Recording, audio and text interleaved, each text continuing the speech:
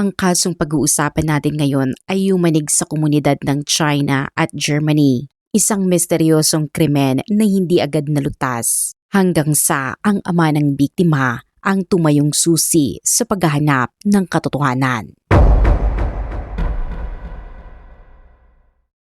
Noong ika-11 ng Mayo 2016, si Li Yangjie na isang estudyanteng Chino na nag-aaral sa Anhalt University of Applied Sciences ay naghanda para sa kanyang karaniwang panggabing pagtakbo.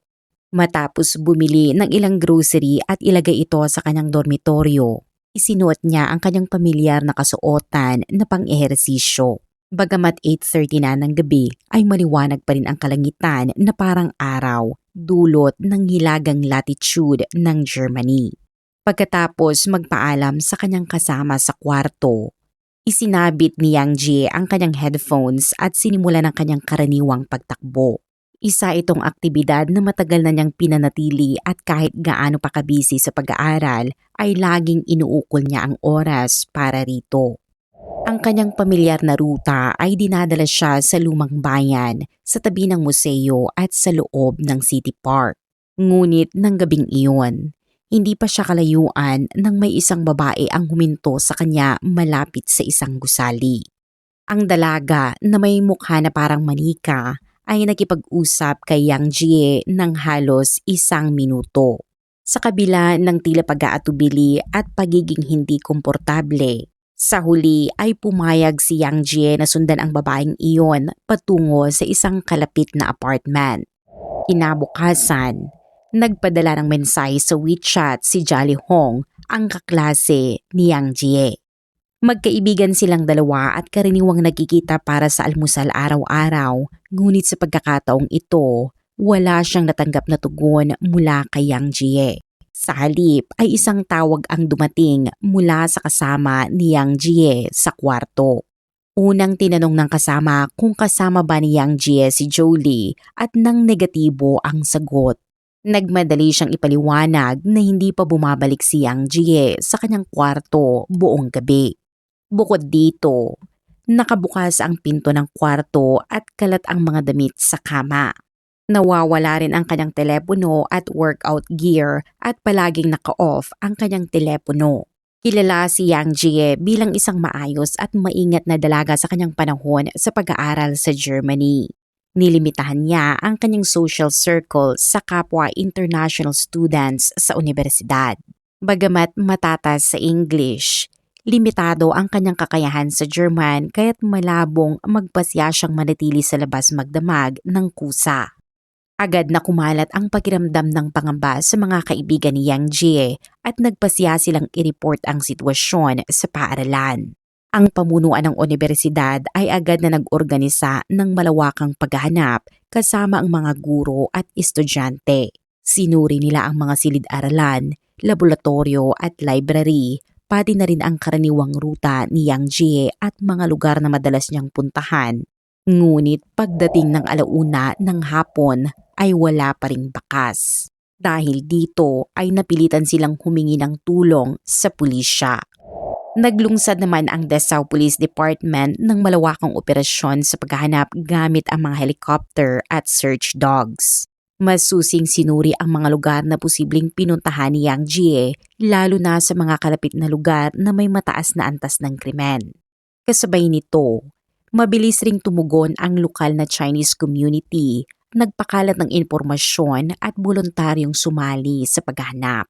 Sa kabila ng walang tigil na paghahanap sa loob ng 1 araw at gabi, wala pa ring bakas ni Yangjie na lalong nagdulot ng pag-aalala at kalituhan. Ngunit sa umaga ng ika-13 ng Mayo, tinangka ng pulis na tawagan ang telepono ni Yangjie at nagulat sila nang may tumugon. Isang lalaki ang nagsalita sa kabilang linya, ngunit naputol agad ang tawag. Dahil sa maikli lamang ang tawag ay hindi agad natukoy ang lokasyon. Mga 11:00 ng umaga, natuklasan ng isang construction worker sa Haussmann Street ang isang hubad na bangkay ng babae sa pagitan ng pansamantalang banyo ng construction site at ilang palumpong. Matapos makumpirma ng pulisya, ipinakita na walang buhay ang biktima sa pamamagitan ng autopsy at DNA comparison.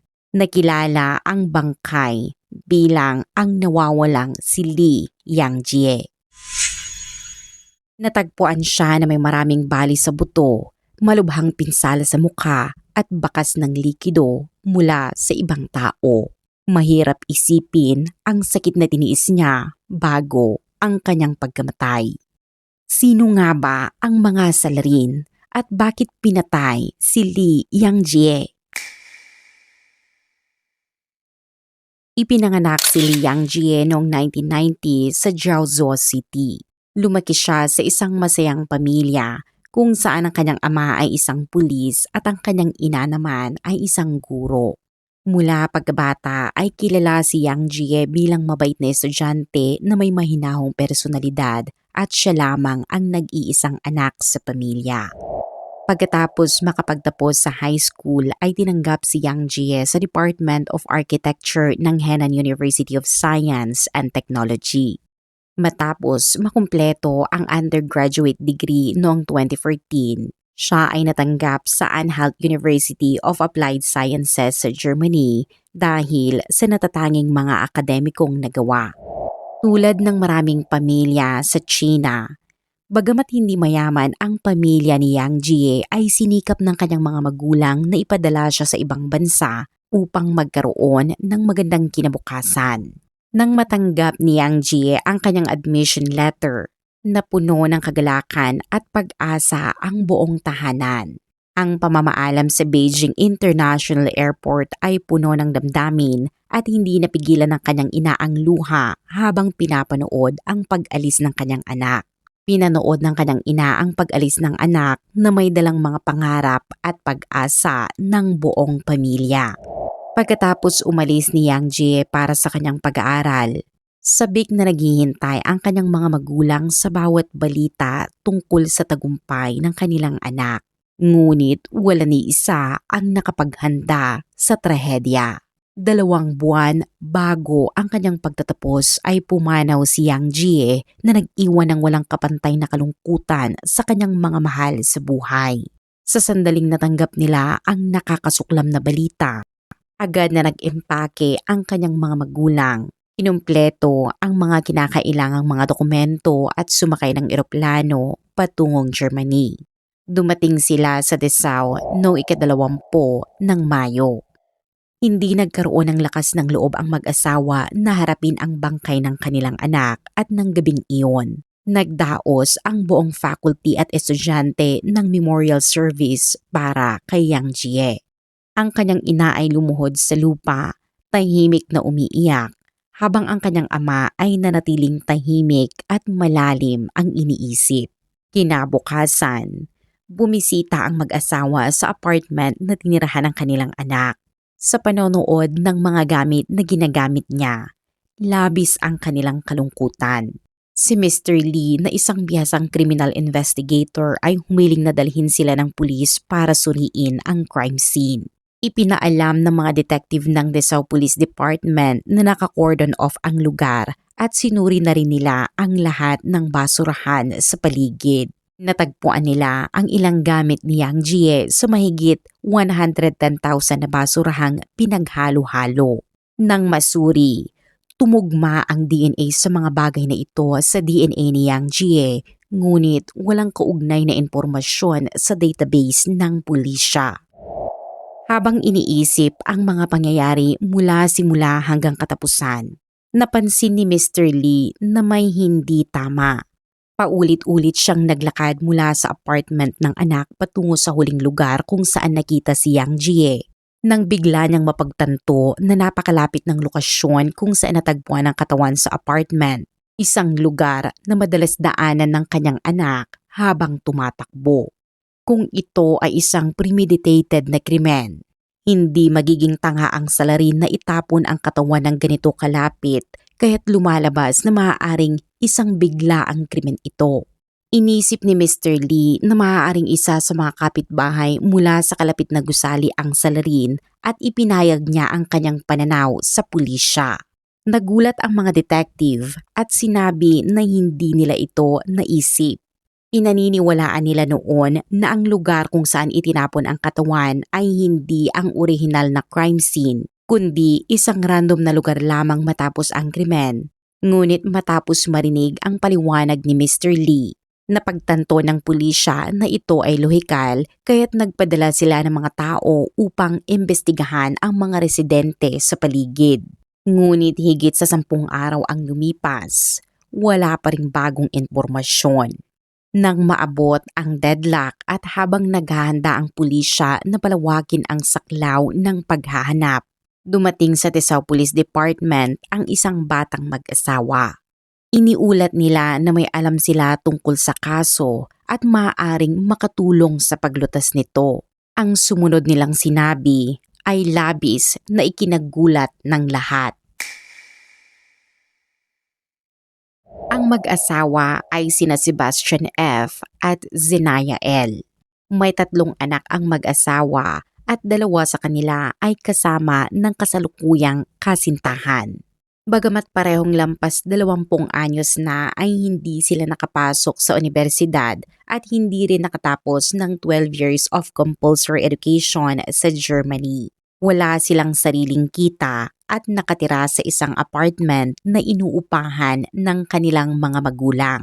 Kapansin-pansin ng apartment na iyon ay katabi lamang ng lugar kung saan natagpuan ang katawan ni Yang Jie. Ipinahayag ni Sebastian sa pulisya na noong gabi ng 10 ng Mayo, isang araw bago mawala si Yang Jie, siya ay nanonood ng cartoon sa bahay. Samantalang ang kanyang kasintahang si Zenaya ay naglalakad sa labas nang mapansin niya si Yang Jie na nagja-jogging.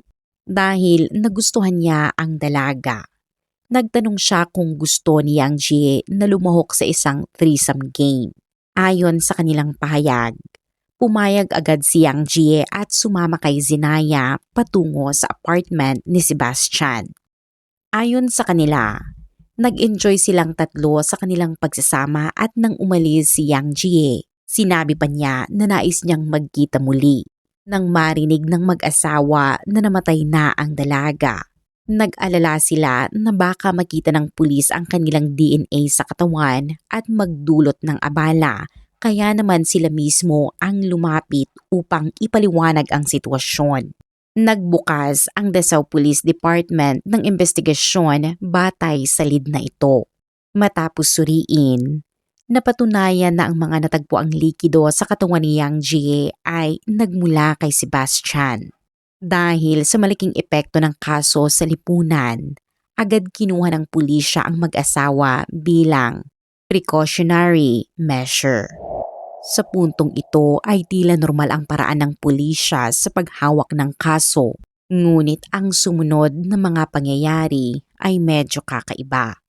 Noong hapon ng ika-24 ng Mayo, nagdaos ng press conference sina Prosecutor Paul Pittman at inihayag na naaresto na ang 2 sospek, ngunit kailangan pa ng karagdagang investigasyon kung sila nga ang mga salarin. Ayon sa impormasyon ng pulis, voluntaryong nakilahok si Yang Jie sa threesome kasama ang 2 sospek bago siya namatay. Ang ganitong uri ng hindi maingat na press conference ay hindi lamang nakasira sa reputasyon ni Yang Jie, kundi nagpalabo rin sa opinyon ng publiko. Hindi lamang nabigo ang pulisya na beripikahin ang pahayag ng mga sospek, kundi sinadyang itago rin ang malinaw na bakas ng dugo sa apartment ng mga ito. Ang mga mantsa ng dugo ay nakakalat sa sahig, sofa, mga pader, heater at kisame. Labis ang pagkadismaya ng mga magulang ni Yang Jie at hindi nila maisip na kahit sa kanyang kamatayan ay napasailalim pa rin ang anak sa ganitong walang basihang haka-haka. Tumugon ang mga guro at estudyante sa paaralan na nagpahayag na si Yang Jie ay isang maayos at inosenteng dalaga at ang kanyang pang-araw-araw na buhay ay umiikot lamang sa paaralan at dormitoryo.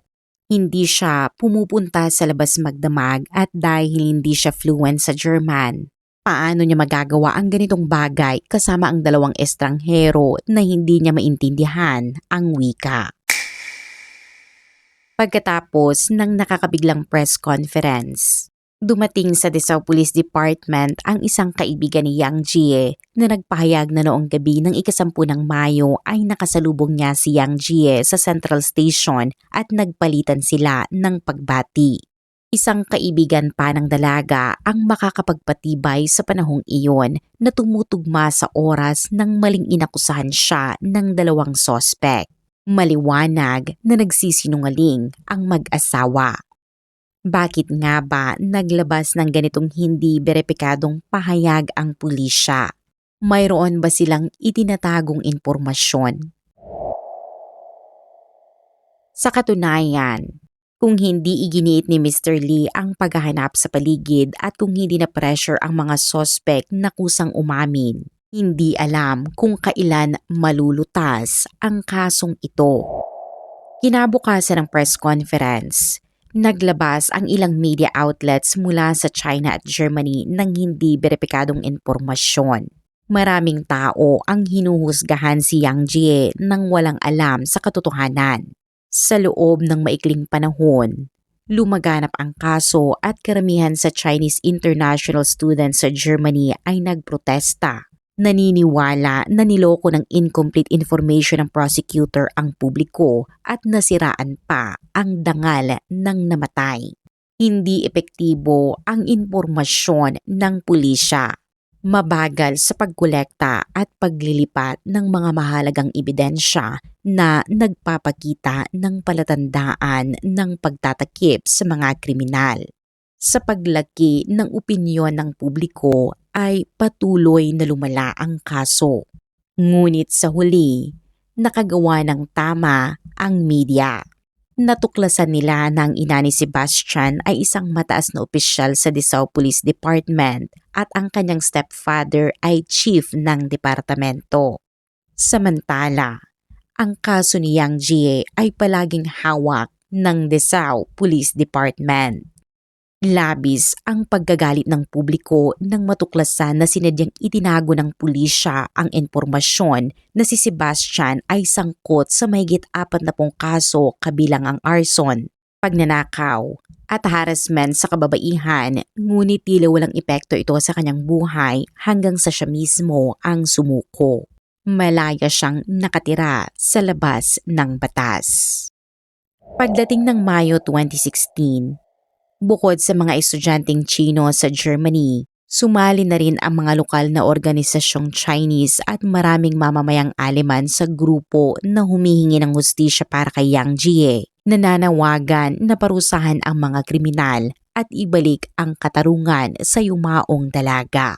Sa ilalim ng lumalaking pressure ay napilitan ang mga otoridad na suspindihin ang ina at stepfather ni Sebastian at i-turn over ang kaso sa Hola Police Department. Muling nagsimula ang investigasyon. Inilahad ng ama ni Yang Jie na noong 21 ng Mayo. Dinala siya ng stepfather ng suspect na chief rin ng Desao Police Department upang tingnan ang crime scene. Sa harap ng apartment, nakita niya si Sebastian ngunit sa oras na iyon. Hindi pa niya alam na ang taong nagpakita sa kanya sa eksena at ang lalaki sa apartment ay magkarelasyon sa pamilya. Dagdag pa rito, may mga testigo na nagsabing nakita nila ang mga magulang ni Sebastian na umaalis sa apartment kasama siya habang bitbit ang malalaki at maliliit na garbage bag. Tila sila ay naglilipat ng tirahan at ng gabing iyon. Humiling si Mr. Lee sa pulisya na imbestigahan ang mga nakatira sa paligid. Nang suriin, napag-alaman ng apartment ni Sebastian ay maraming beses nang nilinis. Subalit mahigit 100 naman siya ng dugo ay natagpuan pa rin sa isang bakanting silid na umaabot hanggang sa kisame na 10 talampakan ang taas. Ayon sa mga kapitbahay, narinig nila ang ilang sigaw ng babae mula sa apartment ni Sebastian ng mahabang oras. Ngunit alam nilang may special preferences ang mag-asawa kaya hindi na sila nagtuon ng pansin. Kalaunan, natagpuan ng Hola Police Department ang surveillance video mula sa may-ari ng isang antique shop sa unang palapag ng apartment ni Sebastian. Noong 9:20 ng gabi ng ika-11 ng Mayo, habang si Yang Jie ay nagja-jogging, hinarang siya ni Zenaya at nag-usap silang dalawa ng halos 1 minuto. Kitang-kita sa video ang pagkakabalisa ni Zenaya na tila humihingi ng tulong. Nag-atubili si Yang Jie bago pumasok sa apartment kasama siya at ng 2:30 ng madaling araw. Lumabas si Sebastian sa apartment at naglibot sa labas na parabang may hinahanap, ngunit mabilis siyang bumalik sa loob. Hindi na lumabas si Yang Jie at sa puntong ito, tila malinaw ang kaso at parang malapit ng marisolba, ngunit hindi naging ganoon kadali.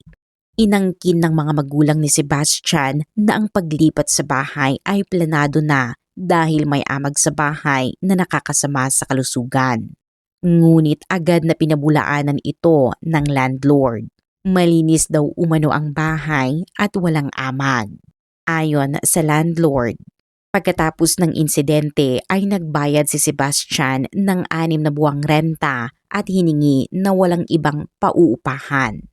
Natuklasan din ng pulisya sa pamamagitan ng telecom records na noong ika-12 ng Mayo, isang araw pagkatapos mawala si Yang Jie, tinawagan ni Sebastian ang kanyang ina ng higit 10 beses na higit sa karaniwan. Bago siya sumuko sa pulis, nagkaroon siya ng 40 minutes na tawag sa telepono kasama ang kanyang ina. Noong ika-25 ng Nobyembre 2016, opisyal na nagsimula ang paglilitis para sa kaso ni Yang Jie. Ang mga magulang ni Sebastian ay kumuha ng bihasang abogado at inutusan ang 2 akusado na takpan ang kanilang mukha at gamitin ang kanilang karapatang manahimik at hayaan na ang mga abogado ang magsagot sa kanilang ngalan. Ipinunto ng depensa na may problema ang pinakaimportanteng ebidensya sa kaso, ang surveillance video mula sa antique shop. Hindi nito naitala kung paano nasaktan si Yang Jie at ang footage sa labas ay nasa pampublikong lugar na may privacy issues, kaya hindi maaaring gamitin ito sa korte. Sa madaling salita, pinatutunayan lang ng video na pumasok si Yang Jie sa apartment pero hindi malinaw kung siya ay lumabas. Dahil sa depensa, nagpresenta ang prosekusyon ng karagdagang ebidensya. Ilang araw bago mawala si Yang Jie, nag-search si Sebastian sa kanyang computer ng mga keyword gaya ng Asian women, bondage, beating, at sa madaling araw ng pagkamatay ni Yang Jie. Naghahanap siya ng content kung paano itatago ang katawan. Natagpuan din sa mga telepono ng dalawa ang maraming pornographic videos. Pinagsama ang computer history, phone videos, DNA test result at surveillance footage. Bawat ebidensya ay may malinaw na dahilan. Dahil dito, marahil napagtanto ni Zenaya na hindi na siya makakaligtas, kaya sa ika-10 na sesyon ng korte, ibinunyag niya ang katotohanan. Sinabi niya na mula pagkabata ay inabuso siya ng kanyang stepfather kaya't lumaki siyang may mababang self-esteem. Pagkakilala kay Sebastian, labis siyang nasakop at tiniyak na matugunan ang lahat ng hiling nito. Kung hindi siya nakakasunod o sumunod, binubugbog siya at noong gabi ng insidente, sinabi ni Sebastian na hanapan siya ng kasama para sa game. Kaya hiningi ni Zenaya ang tulong ni Yang Jie na naniwala. Pagpasok ng dalawa sa apartment, mabilis na kumilos si Sebastian upang kontrolin si Yang Jie na sinundan ng isang gabing puno ng pananakit. Tuwing si Yang Jie ay tumututol sa mga utos o ginagawa ni Sebastian sa kanya, binubugbog siya ng marahas. Pagkatapos ng pananakit, umakyat si Zenaya sa paliguan at nang siya ay bumaba, nakita niya ang sahig na natabunan ng dugo. Nang tanungin niya si Sebastian, sinabi nitong patay na si Yang Jie dahil hindi siya sumunod. Sa huli, Inilagay nila ang katawan ni Yang Jie sa trash can at itinapon sa ikalawang palapag ng bintana ng gabi at habang walang tao. Nang lumabas si Sebastian at naglakad-lakad sa paligid, tiningnan lang niya kung maayos na naitago ang katawan. Binanggit ng abogado ni Zenaya na dahil sa pangmatagalang pang-aapi ng kanyang kasintahan, sa kasamaang palad na nakaraan at sa edad niyang 19, hindi pa ganap na matured ang kanyang pag-iisip kaya sana ay mabawasan ang kanyang sentensya. Ngunit, iyon nga ba ang totoo? Talaga bang pinilit lang si Zenaya? Ayon sa prosekusyon, sinasabi lang ito ni Zenaya upang mapababa ang kanyang parusa. Kung wala si Zenaya, hindi maililigaw si Yang Jie. Bukod dito ay nakipagtulungan din si Zenaya kay Sebastian upang linlangin ang pulisya at ipinakita ng forensic report na hawak pa rin ni Yang Jie ang ilang hibla ng buhok ni Zenaya. Patunay na nagkaroon ng labanan na salungat sa pahayag ni Zenaya na siya ay biktima rin. Sa kabila nito, sinabi rin ng abogado ni Sebastian na may psychological at mental issues rin ang kanyang kliyente na mas malala pa kaysa kay Zenaya upang humingi rin ng mas mababang sentensya. Noong 4 ng Agosto 2017, matapos ang 35 sesyon ng korte, idineklarang guilty si Sebastian sa murder at assault kasama ang iba pang kaso at hinatulan siya ng life imprisonment without parole. Si Zenaya, dahil sa kanyang pag-amin, ay nahatulan ng 5.5 na taon sa bilangguan. Inutusan ang pamilya ng dalawa na magbayad ng 60,000 euro, humigit kumulang 71,000 pesos bilang emotional damages sa mga magulang ni Yang Jie. Dahil sa kakulangan ng ebidensya, idineklarang hindi rin guilty ang mga magulang ni Sebastian.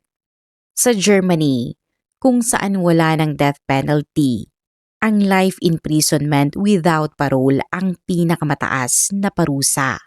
Matapos ang sentensya, nag-apela sina Sebastian at Zenaya ngunit parehong itinaguyod ng korte ang orihinal na hatol.